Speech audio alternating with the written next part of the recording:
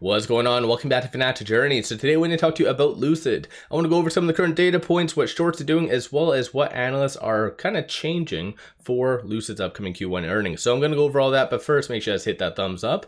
And with that said, let's get right to it.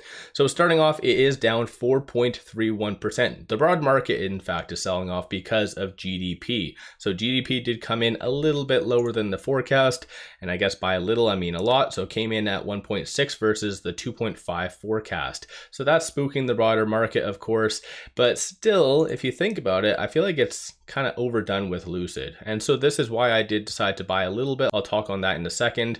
But aside from that though, even looking at Tesla, it is up almost 3%. And once again, their earnings weren't that great. They did give very good future guidance. Again, that's kind of hopeful, the fact that Lucid could maybe do the exact same, because Tesla's fundamentals weren't the best. So again, hopefully that's something that Lucid can do for their upcoming earnings. So I'll talk on as well what analysts have been adjusting. But so far right now, we're about to head into power hour. 10.6 million shares have been traded, 24.5 is the average. When it comes to shorts though, they haven't really been doing all that much. So yesterday they did increase 10,000 shares, which in reality is a drop in the bucket. But today they're increasing 177,000 shares. Similarly, kind of low for at least them, so something to consider possibly. But 30.75% of the free float is being shorted. That works out to be 272.32 million shares overall are being shorted. Cost of borrow average is 43.23, and then utilization is 98.31%. Today there's been no official news, no SEC filings, nothing along those lines. Unofficially though, there's rumors starting to pop up. So Moon Choi was able to find this. So it does look like Lucid is hiring in South Korea. And so it's been a while since we've been able to analyze, I guess, international hiring just to determine what they are doing, because there was a lot of hiring from Taiwan. I think that was mid to late 2022, if I remember correctly. So who knows? Mechanical engineer, HV battery. So of course, South Korea, it could allude to maybe some partnership associated to Hyundai, because Peter has alluded to kind of in talks with big OEMs to have licensing agreements. And as I've brought up in the past, luckily because Sultan does post it, under the PIF umbrella, there is Hyundai there. So essentially that could be coming down the pipeline. Whether Lucid does announce it for this upcoming earnings, probably not. Typically what does happen when these rumors start to pop up, about 6 months from now, this is where we'll be able to find out either through their earnings or through PR, something along those lines. But it does look like something is happening in Asia. So I don't know if that's a positive thing, negative thing. That is one of the questions I did really want to know, is China. Like, maybe is this going to be AMP3 essentially? And so they build that, and that way they can service, I guess, all of Asia. I'm not really sure. Kind of makes sense. There's a lot of demand out in China and just in Asia overall. So who knows? It's something to possibly consider. Or better yet, might be a very good question to pose to management. So when it comes down to it, I'll give you guys a good overview of some of the current questions, because it's been a couple days since I've really looked at that. So the first one is, are you in talks with any legacy automakers? So I think that's fairly suiting given what I just kind of mentioned.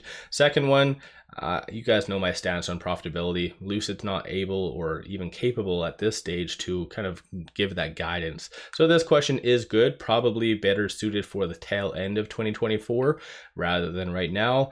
This one, will Lucid make an affordable car to compete with Tesla? I think everyone wants that to be a yes, but Peter has already kind of quashed that. So I think at this stage in the game, that's kind of a no-go.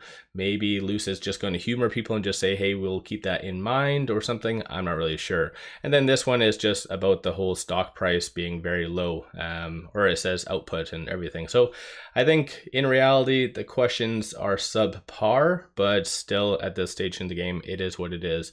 Nothing really new. Ever since Lucid started to do this, it's been lackluster for the questions. There's been a couple, I guess, earnings calls where the questions have been absolutely sound, but when retail does really fail to give good questions, analysts usually pick up the tab and kind of ask, because last earnings, as you guys can see, so let's go to the transcripts. So Q4 transcripts, you can kind of see there was only 4 analyst ratings, or sorry, 4 analysts that did join, John Murphy, Douglas Dutton, Stephen Fox, and Tobias.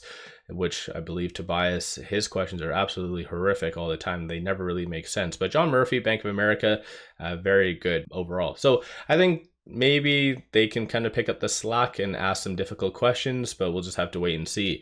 Aside from that, though, there was this that did come out. So it's been a while since I've really talked on data and whatever else. And so as you can kind of see, 93% of all vehicles, new vehicles sold in, I guess, as of 2023 are electric vehicles. So there is a lot of demand out in Europe and various locations such as Norway. So that's one thing I really do value about Lucid, how they do try to target those areas. So I just wanted to bring this up, and the fact that Lucid, I think from what I've seen in an article, I think it came out mid last year, that they are opening up another studio out in Norway. So maybe that could really help. We'll just have to wait and see. And then aside from that, it's been a while, so I'll give you guys a quick overview on this. So this is the latest EV stats as of March 2024. So it did show China sales are down at 9%, Europe is up 10%, the States is up 11%. Then you can kind of see some various updates right here. So I think in general, surprising data out of China, but we obviously saw that there's a lot of articles saying that there's a massive surplus, maybe not necessarily the good amount of demand, and thus causing a lot of stock prices to go down. But beside the point, let me know your thoughts on that in the comments below. Like I said, I did decide to buy. I originally put a bid for 15,000. It was getting filled faster than I was anticipating. So typically when I do buy, not necessarily just with Lucid, but other stocks, I place low bid orders, and then I do anticipate more of a swift downtrend and then a quick recovery. In Lucid's case, this is a little bit more dangerous when it is kind of staggered like this, where it has support and then it breaks below that, because typically there was almost a 50-50 chance for it to continue to trend down, because that 243 is a very strong support. So I was anticipating a faster recovery, but didn't really come. Regardless, I'm going to be holding the 5,000 additional shares. I'll probably hedge that with options just in case. Probably, in my opinion, given the circumstances of where it is, I'll do a 50-50 between its either $2.50 strike or $3 strike, but still, regardless, I highly recommend you guys doing options. So if you guys haven't researched that yet, I really recommend you guys doing so, because it can be very profitable and beneficial either direction, up, down, sideways, all over the place. Like I said briefly, analysts have been changing their estimates. So for their upcoming Q1 earnings, the revenue, you can kind of see now there is 8 estimates with a consensus of 155.99 million. That is up from 152.49 million. So analysts are looking a little bit more optimistic. So that recent analyst that did jump on board does see more upside, and probably that's correlated with this right here. So this new analyst rating that came out about 6 days ago from Citi, 𝗖𝗓𝗡𝗖𝗧, if I'm saying that right. Even though a $2.90 price target, clearly they see more upside when it comes down to the revenue. So I think that's somewhat of a good thing. Let me know your thoughts on that in the comments below. Aside from that, while I'm here, I'll just give you guys a quick overview of the Elliott Wave technicals. So it still does have a pivot point of $2.64. So for as long as it is below that, then this is where it is anticipated to get to the high ones or the low twos. And still, if it does get to these prices, I'll most likely increase my position in several accounts and just continue to do options. So let me know your thoughts on that in the comments below. And if you are a buyer at that stage, or maybe is that your pivot point where you want to sell, what's your thoughts? And then when it comes down to the technicals, like I said, 243 is a very strong support, kind of flirting with it right now, but so far it is holding. As of right now, $2.64 is going to be that next strong resistance, and coincidentally, that is the pivot point when it comes down to the Elliott Wave technicals. So definitely keep note of a lot of the strong support and resistance points. I did ask AI about the technicals as well, and it does show right here, so you guys can always pause it and read through its entirety, but it does say that 240 does seem to be a very strong support level, as previously noted. Then it kind of goes over the actual moving averages and MACD. And so when it comes down to the moving averages, it's well below a lot of the key ones. So the 50 and 100 day moving average, I'm looking at the 1 day chart as well, but like, I don't know, it's technicals, we're looking fairly optimistic right here. Just Obviously, I feel like Lucid does have and does want to go up. It just can't seem to catch a break. So of course today GDP is the attributing factor why it's going down. PCE is coming out tomorrow. A lot of companies are unveiling their earnings, and that no doubtably is going to cause a lot of volatility. So you do have big bad Microsoft, and then I think even Google. There's a lot of companies unveiling their earnings even after hours today. That's going to disrupt the broader market. So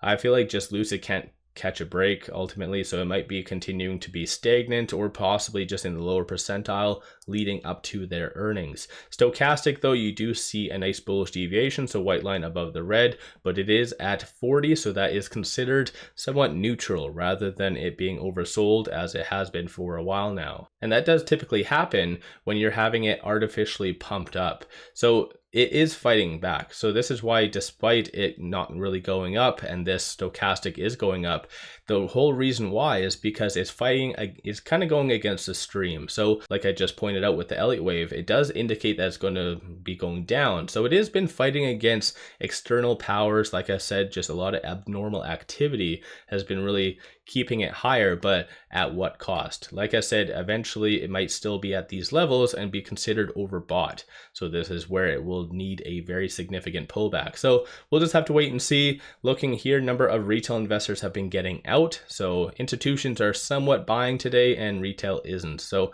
what's your thoughts? Have you been a buyer today? Have you been a seller? What is your thoughts on Lucid? Don't forget to hit that thumbs up. And one final thing, make sure you guys definitely take advantage of this promo. Simply sign up for a new account, throw $100 at it. They give you 7 fractional shares of the 𝗪𝗧. So a pretty kick-ass deal. Link in the description below and also the comments. With all that said, appreciate all of you watching.